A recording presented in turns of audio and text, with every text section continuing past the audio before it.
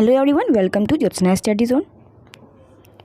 Friends, ये जो आप चार्ट देख रहे हैं स्क्रीन पे, इस चार्ट को मैंने अपने टेलीग्राम चैनल पर शेयर किया हुआ है।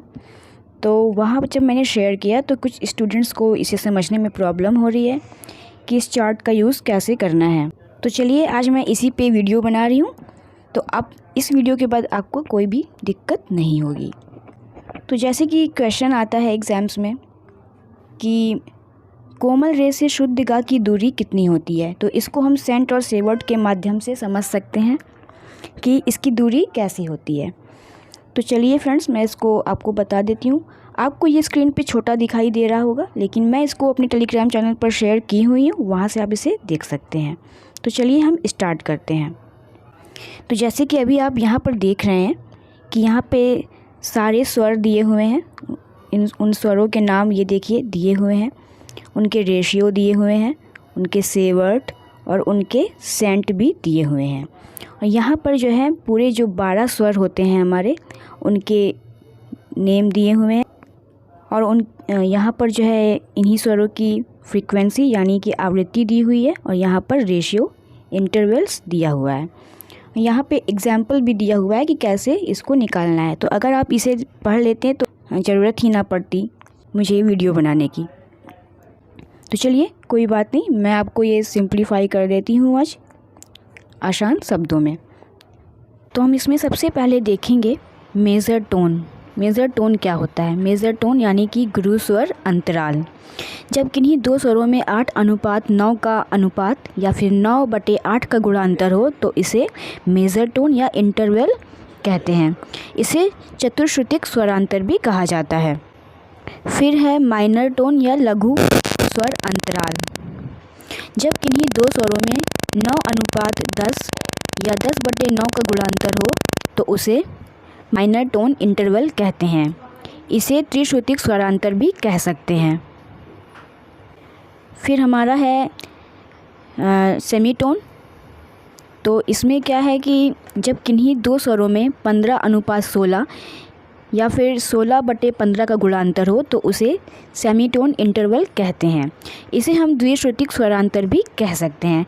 इस तरह से आप सारे स्वरों को देख सकते हैं, उसके रेशियो को देख सकते हैं। अब यहाँ पर हमें ये मालूम करना है कि किन्हीं दो स्वरों के बीच का डिस्टेंस यानी दूरी कितनी होती है। तो हमें मालूम करना है कि कोमल रे से शुद्ध गा की दूरी कितनी होती है। तो इसको समझने के लिए हमें सबसे पहले जो स्वर पूछा है उसका रेशियो यानी कि अनुपात पता होना चाहिए। तो आप इस चार्ट में इन स्वरों के रेशियो को देख सकते हैं। तो हमें पूछा है कि कोमल रे से शुद्ध गा की दूरी कितनी है। तो सबसे पहले हम स्टार्ट करेंगे कोमल रे से। कोमल रे से शुद्ध गा की दूरी कितनी होगी, कितने अनुपात की? तो ये है कोमल रे और ये है शुद्ध रे। तो आपको यहाँ पे दिख रहा होगा कि कोमल रे से शुद्ध रे का जो अनुपात है वो है 1.05, यानी कि शुद्ध रे जो है 1.05 इसका अनुपात है। तो इसे हम देख लेंगे। फिर उसके बाद शुद्ध रे से कोमल गा का जो अनुपात है वो है 1.06 इसका अनुपात हो जाएगा ये। और कोमल रे से शुद्ध गा का जो अनुपात होगा वो होगा 1.04।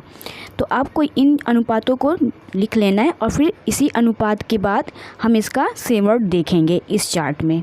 इस चार्ट में हम सेवर्ट देख लेंगे। तो जैसे कि आप सेंट और सेवर्ट देख लेंगे, तो अभी आप देख सकते हैं कि 1.05 ये रेशियो का चार्ट बना है पॉइंट। तो इसे देखेंगे कि इस स्वर का रेशियो कहाँ पर है। तो आप यहाँ पे देख रहे होंगे कि 1.05 ये है, ये 1.05। तो इसका जो सेवर्ट है वो कितना हो जाएगा? इसका सेवर्ट हो जाएगा 23, यहाँ पे लिख देते हैं। फिर उसके बाद आप 1.06 देख रहे हैं, तो 1.06 ये है इस कॉलम में। इसका सेवर्ट कितना हो जाएगा? 28 हो जाएगा। तो यहाँ पे प्लस 28 कर देंगे।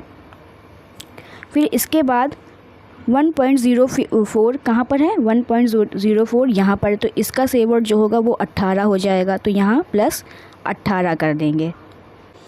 तो इसको हम जब तीनों को प्लस करेंगे तो जो आंसर निकल के आएगा वो निकल के आएगा 69 सेवर्ट 69 जो है वो इसका सेवर्ट निकल के आ जाएगा। तो हमें मालूम चल गया कि जो कोमल रेशे शुद्ध गा की जो दूरी है वो 69 सेवर्ट की है।